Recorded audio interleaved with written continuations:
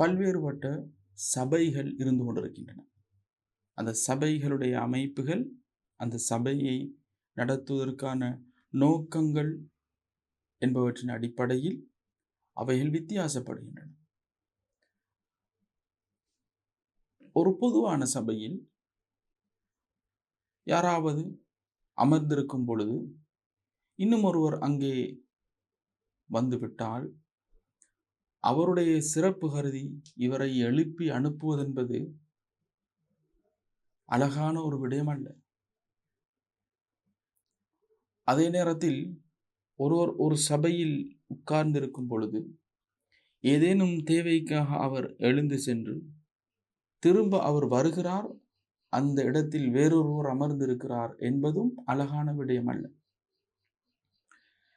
இந்த இரண்டிலும் கவனம் தேவை.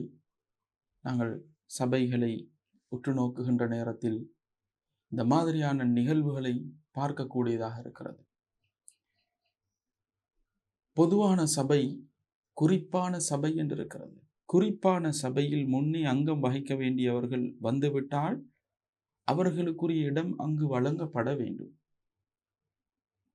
ஆனால் பொதுவான சபை எனும் பொழுது அங்கே நடத்தக்கூடிய அந்த நடைபெறக்கூடிய நிகழ்வில் அனைவரும் சமம் என்று இருக்கும் பொழுது யாருக்காகவும் யாரும் எழுந்து பின்னே அனுப்பி வைக்கப்பட முடியாது. அவ்வாறு செய்வது அழகல்ல என்பதை நாங்கள் புரிந்து கொள்ள வேண்டும். கண்ணிய நிமித்தம் புரிந்துணர்வோடு ஒருவருக்கு ஒருவர் செய்து கொண்டாலே ஒளி. அதே நேரத்தில் யாராவது பொதுவான ஒரு சபையில் அமர்ந்து விட்டு எழுந்து செல்கின்ற நேரத்தில் பக்கத்தில் உள்ளவர்களுக்கு தெரியும் என்றால் இவர் மீண்டும் வருவார் என்று, ஒரு குறிப்பிட்ட தேவைக்காக நான் வெளியே போய் வருகின்றேன் என்று சொல்லிவிட்டு சென்றிருந்தால் அந்த இடத்தை பாதுகாப்பது பக்கத்தில் உள்ளவர்களது கடமையும் கூட.